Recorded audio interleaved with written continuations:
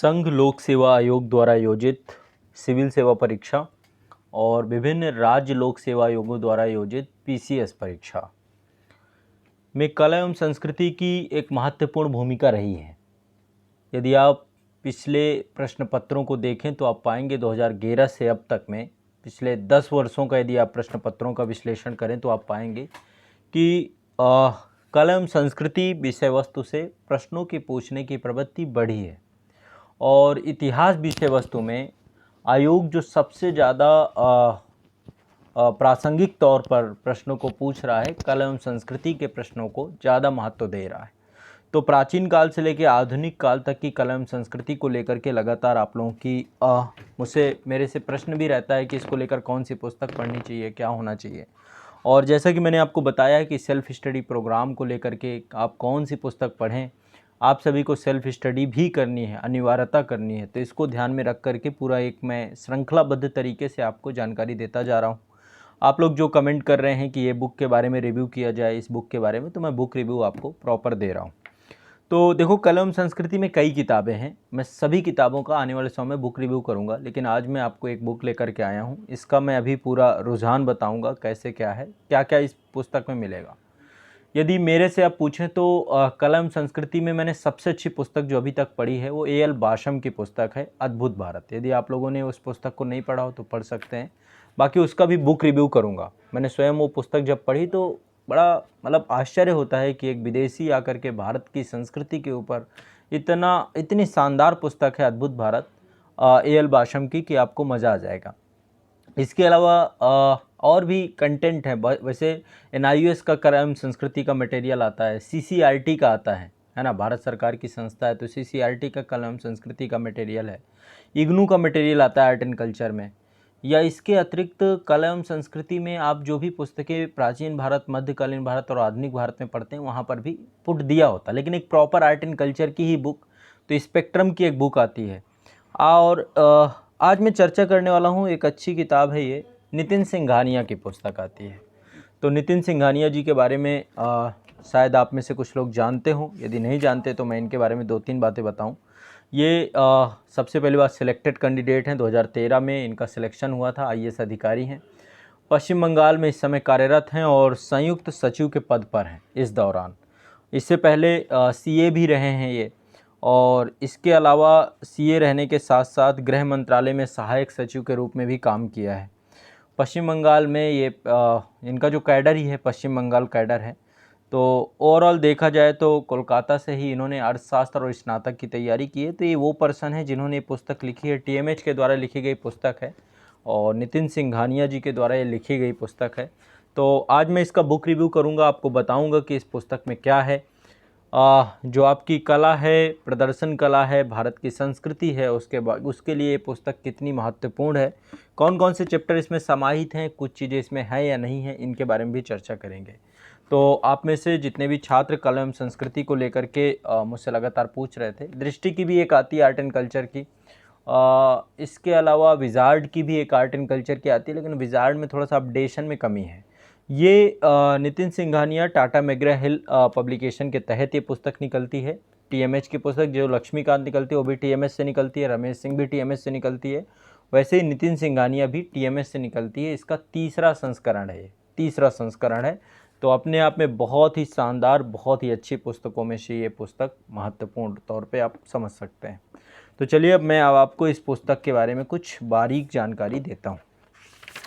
तो इसमें वैसे प्रयास किया गया है कि पूरे पाठ्यक्रम को, पूरे सिलेबस को इसमें रखा जाए। इसके अलावा GK पब्लिकेशन की भी एक आती है आर्ट एंड कल्चर, लेकिन उसमें भी मुझे बहुत ज़्यादा ऐसा मुझे नहीं लगा कि इसमें कुछ है। तो अब मैं पहले इसके बारे में आपको बताता हूँ, तीसरे संस्करण में क्या नया है। अपडेटेड बुक यही है अभी, इसके 2 संस्करण इससे पहले आ चुके हैं, पहला और दूसरा। तो पहले एक बार इसका हम देखते हैं कि इसका जो इंडेक्स है, क्या क्या टॉपिक आपको मिलेंगे आपके सिलेबस में। सिलेबस में प्राचीन काल से आधुनिक काल तक के कला के पक्षों को रखा गया है और ये मेंस के टॉपिक में। देखो, यदि मैं थोड़ा सा आपको एक रुझान बताऊं कि किस तरीके से प्रश्न पूछे गए हैं PT और मेंस में, तो प्रारंभिक परीक्षा में 2011 में आर्ट एंड कल्चर से 6 प्रश्न आए थे, फिर 12 में इनकी संख्या बढ़ के 14 हो गई, 13 में भी 14 प्रश्न आए। 14 में तो बहुत ज़्यादा हो गया। 14 में जब सिलेबस बदला, मेंस में बदला, ये मेंस का पूरा पैटर्न ही चेंज हो गया था। 2013 से ही पाठ्यक्रम बदला था। 2014 में 24 प्रश्न आए थे केवल आर्ट एंड कल्चर से। फिर 2015 में इनकी संख्या थोड़ा कम होकर के 16 हो गई। इसके बाद 2016 में 12 प्रश्न आए। 2017 में 10 प्रश्न आए। यूपीएससी का ऐसा ही है, थोड़ा सा ऊपर नीचे उतार चढ़ाव चलता है। इसके अलावा 2018 में 16 प्रश्न और 2019 में 14 प्रश्न के आसपास आए हैं। मेंस की बात करें तो 35 से 40 नंबर तक का योगदान रहता है आर्ट एंड कल्चर से जुड़े हुए प्रश्नों का। तो ये पीसीएस परीक्षा, जितने भी पीसीएस हैं सबके लिए आर्ट एंड कल्चर, सब जहाँ पाठ्यक्रम पे है सबके लिए महत्वपूर्ण पुस्तकों में से एक है। अब इसका एक बार हम देखते हैं क्या क्या टॉपिक हैं। पहले तो विजुअल आर्ट के अंतर्गत, दृश्य कला के अंतर्गत भारतीय वास्तुकला, मूर्तिकला और मृदभांड के बारे में पहला अध्याय दिया गया है। फिर चित्रकला आपकी, इसके बारे में जानकारी दी गई है। भारत का हस्तशिल्प, इसके बारे में जानकारी दी गई है।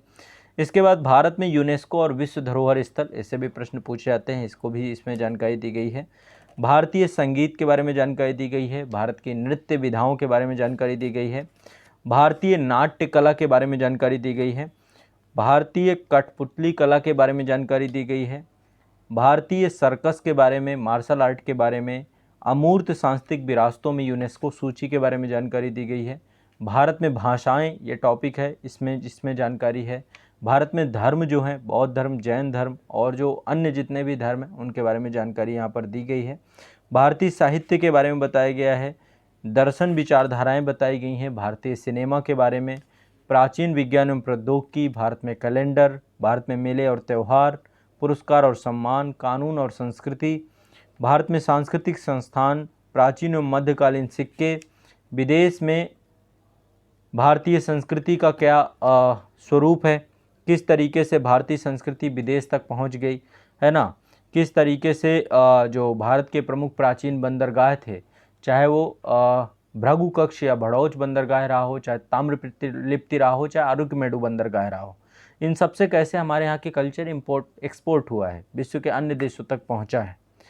और सारी चीज़ों को देखा गया है कि विदेशी भाषाओं, विदेश में भारतीय भाषाओं का किस तरीके से प्रयोग है, विदेश में भारतीय विज्ञान एवं प्रौद्योगिकी का क्या स्वरूप है, भारतीय खेल कूदों का क्या स्वरूप है, भारतीय विश्वविद्यालयों और जो विद्वानों की भूमिका कैसे रही है वैश्विक स्तर पर। ठीक है, तो ये सभी चीज़ें आप इसमें पढ़ेंगे। इसके बाद जो है इसमें परिशिष्ट का चैप्टर में दिल्ली के बारे में थोड़ा जानकारी दी गई है। भक्ति और सूफी आंदोलन के बारे में जानकारी है। भारत के प्रमुख व्यक्तित्व और भौगोलिक संकेतकों के बारे में जानकारी है। करंट अफेयर्स भी अपडेट करने का प्रयास किया गया है जो लेटेस्ट कर रहा है। तो तीसरे संस्करण में इतने टॉपिक इसमें दिए गए हैं इस पुस्तक में।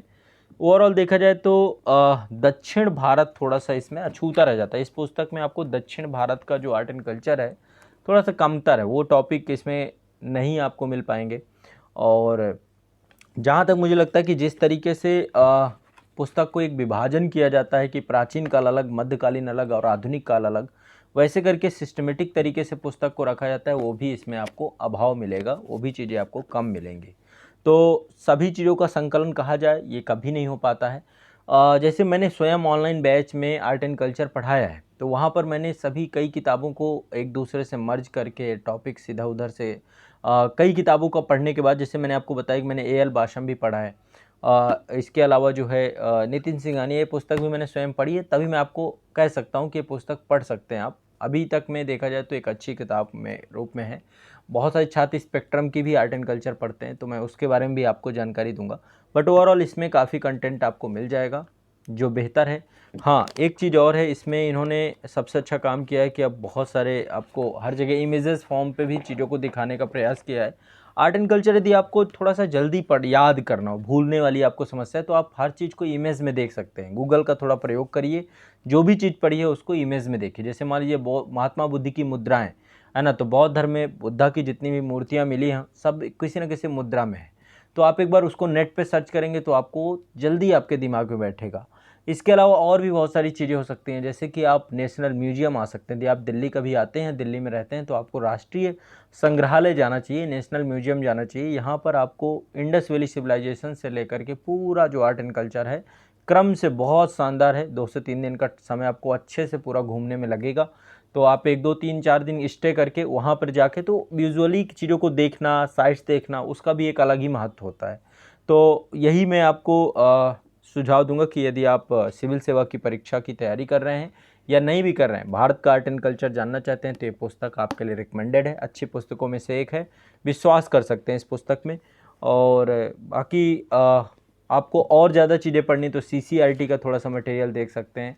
CCRT के अलावा जो इस समय न्यू NCERT आ रही हैं, उनमें भी आर्ट एंड कल्चर का पुट ज़्यादा है। मतलब क्लास 11th और 12th की जो न्यू NCERT है इतिहास की, उनमें आर्ट एंड कल्चर के पक्ष को ज़्यादा रखा गया है और बहुत प्रैक्टिकली बुक लिखी गई हैं वो।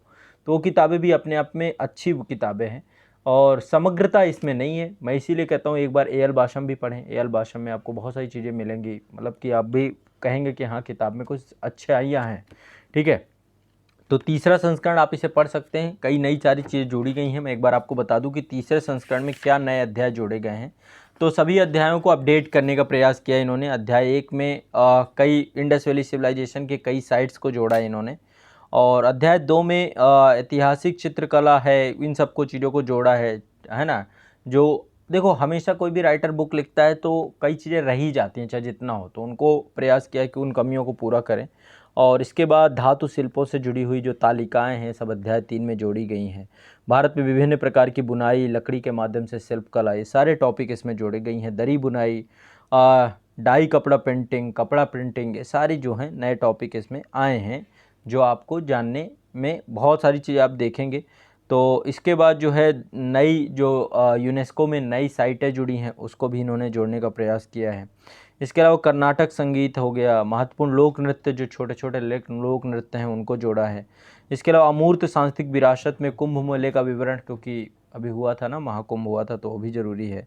इसके अलावा और भी बहुत सारे जो धार्मिक संस्थान हैं, यहूदी प्रार्थना गृह, यहूदियों के प्रकार, ठीक है। इसके अलावा प्रमुख धर्मों के बारे में जो छोटे छोटे पंथ हैं उनको भी अपडेट करने का प्रयास तीसरे संस्करण में किया गया है। पारसी साहित्य के बारे में, सिख साहित्य के बारे में, चंपू शैली के बारे में सारे टॉपिक आए हैं। अध्याय 20 में भी हिंदू त्योहारों के बारे में चर्चा की गई, बहुत सारी चीज़ें हैं। तो ये किताब आप पढ़ेंगे, इसमें सभी अध्यायों में कुछ ना कुछ जोड़ने का प्रयास इन्होंने किया है, इसलिए आप इसे ले सकते हैं। और ये पुस्तक आपको आपके आसपास बुक स्टॉल पे मिल जाएगी। यदि नहीं मिलती है तो आप azadpublication.com से भी मंगवा सकते हैं। हमारी ऑफिशियल साइट है azadpublication.com या thebookindia.com, 2 साइटें हैं, thebookindia.com या azadpublication.com। आप ऑर्डर कर सकते हैं, वहाँ पर आपको संस्थान का नंबर भी मिल जाएगा, वहाँ से भी ये पुस्तक उपलब्ध हो जाएगी। बाकी आप इस पुस्तक को पढ़िए। और मैंने ऑनलाइन बैच में भी रिकमेंड किया है बच्चों को, और मैंने पूरा आर्ट एंड कल्चर की विषय वस्तु स्वयं पढ़ाई है। तो ऐसे में ये किताब आपको बहुत ज़्यादा मदद देगी। जब आप इसे करेंगे तो आप इसको बारे में, इसकी जो महत्व है, इसके महत्व को जान पाएंगे, समझ पाएंगे, सीख पाएंगे। ठीक है, तो चलिए, ये जानकारी मुझे देनी थी। इसके अतिरिक्त यदि आपको किसी भी बुक का बुक रिव्यू करवाना है, उसके बारे में जानकारी चाहिए, तो मुझे आप कमेंट में ज़रूर बताइए, और निश्चित तौर पे मैं उस बुक का बुक रिव्यू लेकर के आऊँगा। और आपको जैसा कि पता है, यदि आप सिविल सेवा की तैयारी कर रहे हैं तो सेल्फ़ स्टडी के लिए मैं हमेशा रिकमेंड करता हूँ। इसके लिए मैं टारगेट वीडियो भी आपको दे रहा हूँ। और आपको कोई भी किसी भी तरीके की, आपको IAS और स्टेट PCS या किसी भी परीक्षा की, प्रतियोगी परीक्षा की तैयारी को लेकर के बुक्स आपको चाहिए हों, घर बैठे आपको बुक्स आपके पते पर पहुंच जाएंगी। आप www.azadpublication.com पर विज़िट करिए या thebookindia.com पर विज़िट करिए, दोनों हमारी ही साइटें हैं। यहाँ पे जाकर आप बुक ऑर्डर कर सकते हैं या संस्थान से कांटेक्ट कर सकते हैं। जो भी बुक आपको चाहिए आप सर्च करेंगे, सर्च बार में आपको बुक आ जाएगी। यदि अवेलेबल होगी तो मिल जाएगा, यदि नहीं अवेलेबल है तो आप नोटिफाई कर सकते हैं या संस्थान से नंबर पे कांटेक्ट कर सकते हैं। तो azadpublication.com, thebookindia.com, ये सारी जितनी भी हैं। बहुत जल्द मैं भी बुक लिख रहा हूँ इस पे, आर्ट एंड कल्चर पे, तो उसके बारे में भी जानकारी आपको मिलेगी। इतिहास की किताबों की बुक मैं स्वयं लिख रहा हूँ।